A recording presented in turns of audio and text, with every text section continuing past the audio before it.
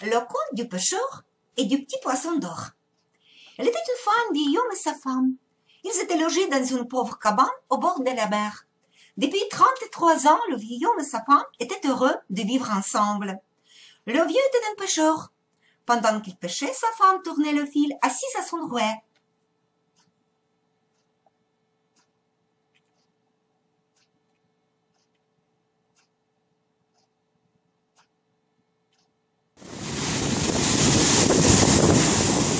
Ce matin, il jeta son filet dans l'eau. Il mobilisa toutes ses forces. Il tira et tira. Il attrapa un poisson tout minuscule, pas plus grand qu'un petit doigt, mais brillant, comme si ce poisson était fait d'or pur.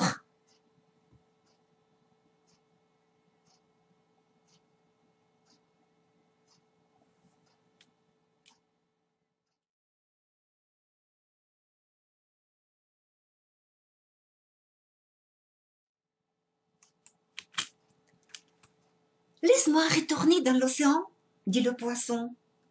Je te récompenserai en exaucant chacun de tes vœux.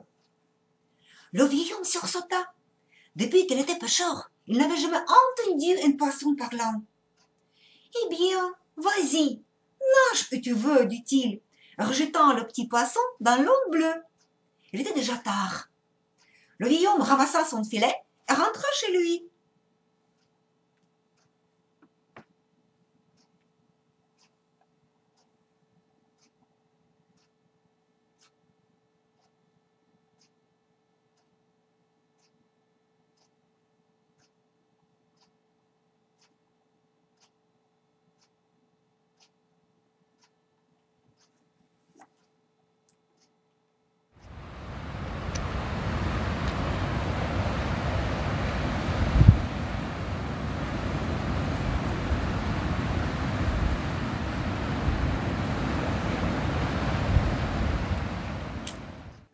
Sa femme l'attendait.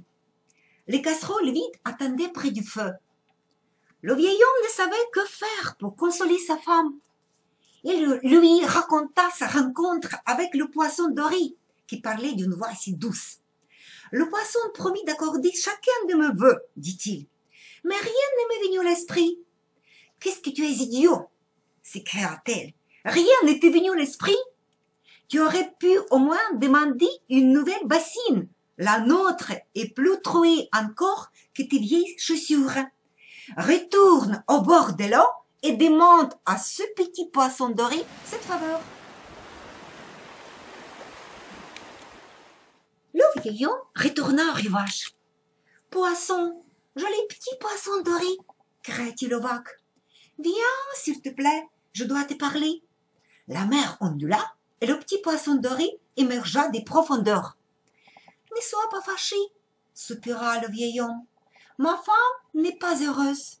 Elle dit que nous avons besoin d'une bassine et que je l'aurais dû te la demander. Rassure-toi, répondit doucement le poisson. Une bassine est facilement trouvée. Rentre à la maison maintenant.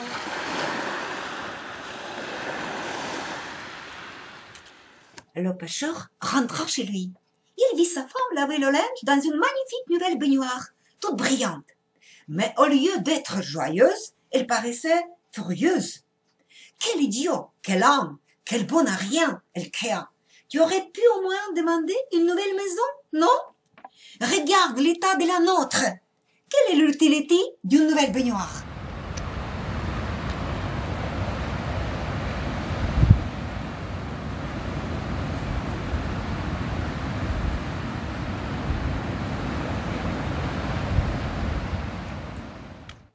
Le vieil homme soupira et retourna lentement vers la mer. Poisson, joli petit poisson doré, murmura-t-il. Que veux-tu de moi? Répondit le petit poisson d'une voix douce. Ne sois pas fâché, poisson d'or. Mais ma femme désire une nouvelle maison.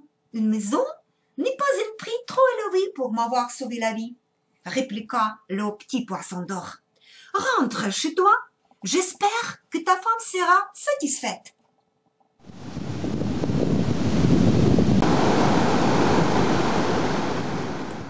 Le vieux pêcheur rentra chez lui et quel ne fut pas son étonnement de voir à la place de leur vieille chaumière abîmée une belle maison en bois, avec le toit solide, la cave et le grenier. Sa femme l'attendait à la maison. « Tu es juste l'imbécile.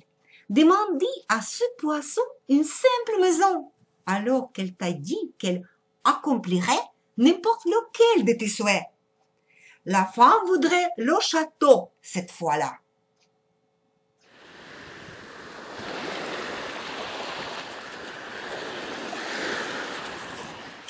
Plongé dans ses pensées, le vieil homme retourna à la mer. « Que pensera le poisson d'or ?» se demandait-il avec inquiétude. « Poisson, joli poisson !» appela-t-il d'une voix timide. « Qu'est-ce que tu veux encore ?» demanda le poisson doré. « Ma femme n'est pas satisfaite. Elle ne veut plus de maison, elle veut le château. Elle veut porter des vêtements de velours et de soie.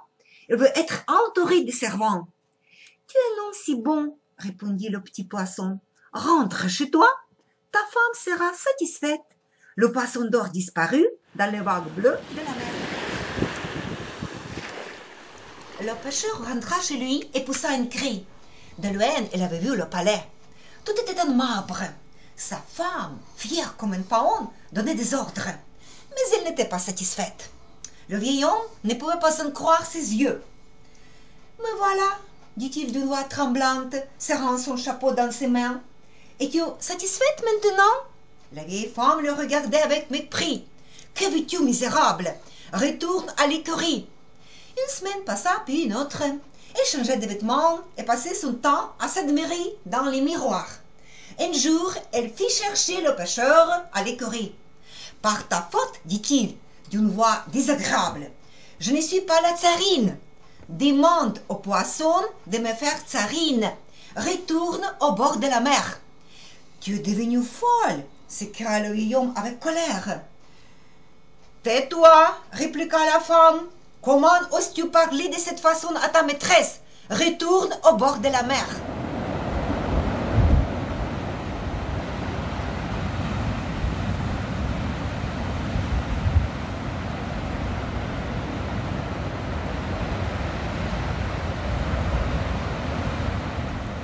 Le pêcheur retourna au bord de la mer. « Poisson, joli poisson doré, murmura-t-il, je suis si confus, mais ma femme voudrait plus encore. »« Que veut-elle » demanda aussitôt le poisson. « Ma femme veut devenir tsarine, dit-il en rougissant de honte. »« Je vais t'aider, répondit le poisson.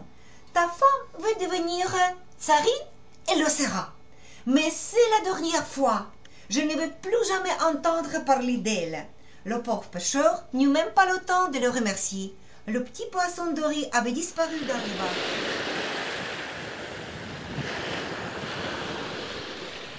Le vieil homme rentra chez lui et poussa un cri. Le palais merveilleux se dressait devant lui.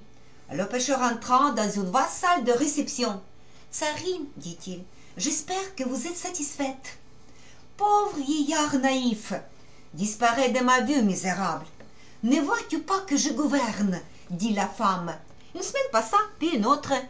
La vieille femme ordonna au garde d'aller chercher son mari. « Retourne voir ton poisson doré et dis-lui que je veux devenir reine de toutes les mers et de tous les océans. Le poisson doré sera mon serviteur. » Le vieil homme n'osa pas répliquer. Il s'inclina et sortit.